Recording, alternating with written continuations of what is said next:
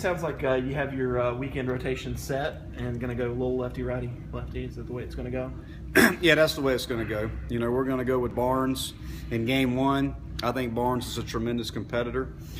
You know, nobody likes facing a left-hander typically, and Barnes is one of those guys that has a lot of pitchability. We know he's going to go out there and pound strikes and compete as hard as he can, and he's one of those guys that gives us a great chance to get a quality start in game one.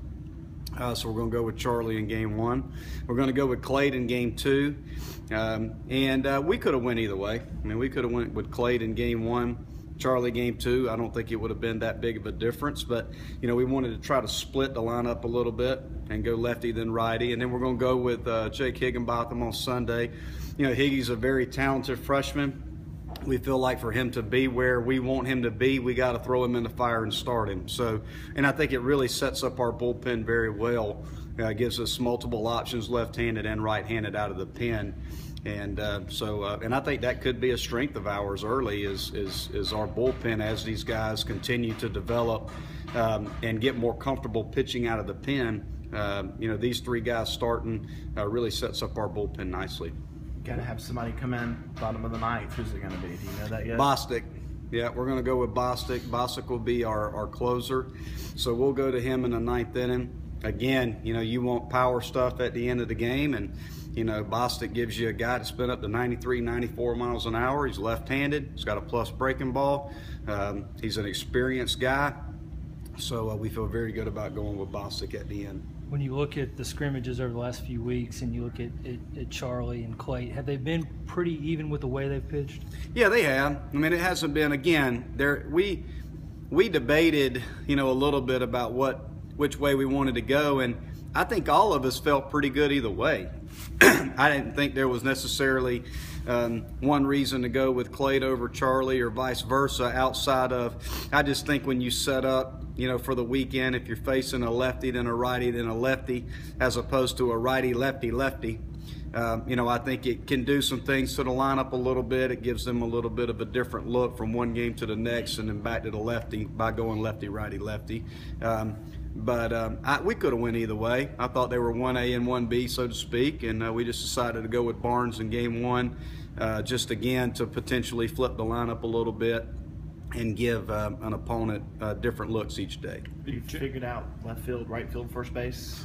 Yeah, you know, we're definitely going to go with Chris Williams at first base.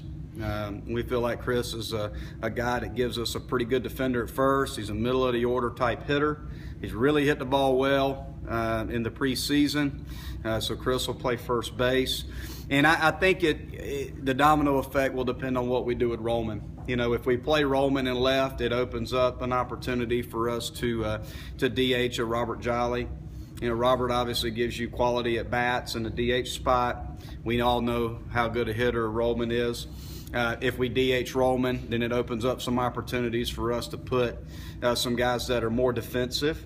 So if we want to go a little more defense, we may put a Wharton in left or a Malik Gibson in left. You could put Mike Triller in left. They're all pretty good defenders. And DH Roman.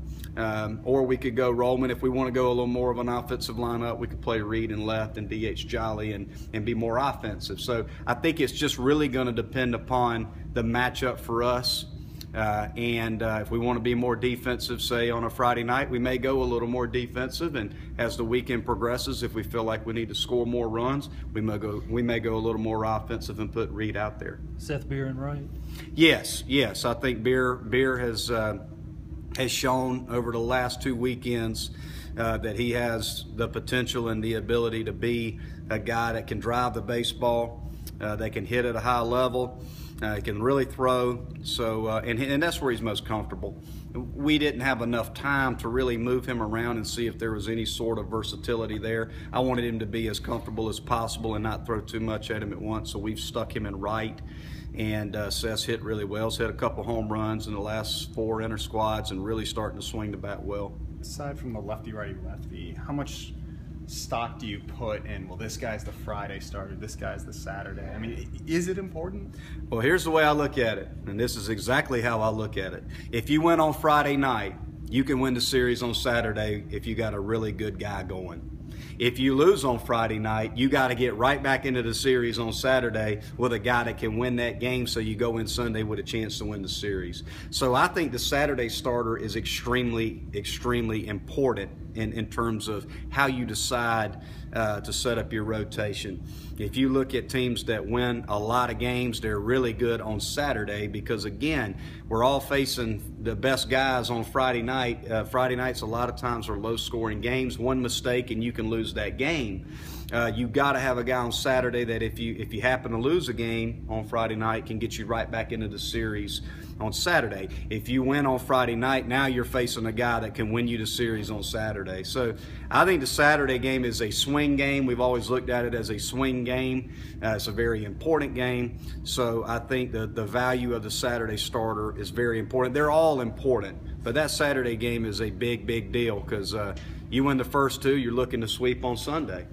You lose the first one, you're looking to get right back into it. So it's it's very important that you make a good decision on Saturday.